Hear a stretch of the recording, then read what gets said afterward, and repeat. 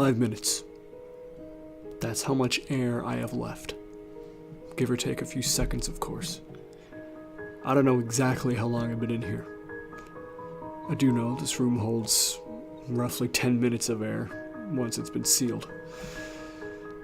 I wasted my first 5 minutes trying to escape. A feat I knew was impossible and was actually pretty stupid. I've resigned myself to this fate. Unless she has a change of heart, of course, which is doubtful, to say the least. She got me completely by surprise. I'm almost in awe of her planning. I never once suspected she was anything other than what she appeared to be. I guess that's why they say you should be cautious of who you meet online. 4 minutes now. That's if I can remain calm. I know what to expect. But will it keep me from pounding my fists against the door when my chest gets tight? Who knows? We'll see soon, I guess. She knew just how to cater to my tastes. Blonde hair, blue eyes, goth chick.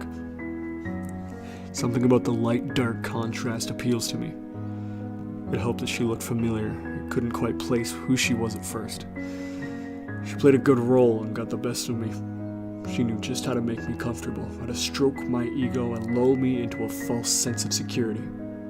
She seemed fragile, broken, desperate. Just how I liked them. I guess she just seemed easy. 3 minutes. I don't know if it's my mind, but these breaths are seeming harder and harder to pull into my lungs and less satisfying with each passing one. It's only a matter of time now anyways. She was so charming, so sweet and humble, but she held that broken air about her. That broken air that she would do anything. I even considered asking her to join me in my work as an assistant. She was just so damn obedient, not like the others. She didn't try to run off or act like a bitch. I think that's what did it. That's what made me lower my guard. So young and beautiful. My old eyes were blinded by lust. Strangely hoped for the future.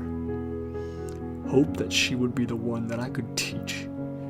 Teach and mold into the perfect life mate. Life can get lonely for a man of my tastes. 2 minutes now. There's no denying that the oxygen level is dropping.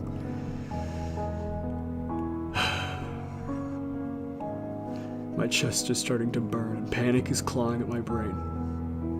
Insisting I try again. Insisting if I plead long enough she'll open the door. I've kept it at bay so far. I know pleading won't work. She sees me for what I am. We'd be dating a few weeks when that feeling of deja vu started to really pick at my brain, practically overwhelming me. But in my line of work, questioning these things can get pretty messy. If I do happen to recognize someone I knew before, well, that's just something best left unsaid. I finally placed her. At the last second, right before she sealed me in. She had wandered into my study as I slept, opened this hatch and waited for me to come look for her. How had she slipped from her restraints so quietly? How had she known where to find the secret latch to release the hidden vault? These are some of the questions that will haunt me now in this final minute or so of my life. The air is hot now, thick and almost completely devoid of oxygen. My chest is burdened by an unbelievable weight. Black dots shower my vision. Won't be long now. Such a shame that I didn't recognize her face just a day sooner. It would have been her in here, struggling to breathe her last, but it's too late to think of what could have been. There's barely even enough time to think of what is. She hid in wait till I was in place, just staring perplexed at the open vault. Then she made her move knocking me over the head and shoving me in. I only just had time to turn around and glimpse her face, framed by the doorway, eyes flaming with hatred. Only then did I realize where I'd seen that face before. Years ago, she was my first. A young, reckless. I know now that I was also too kind. I forced her inside that same vault. That will become my tomb. But I let that little girl live. She couldn't have been more but 3 years old. There's no way that she could have incriminated me. I drugged her, blindfolded her, and left her on the side of the road 100 miles away.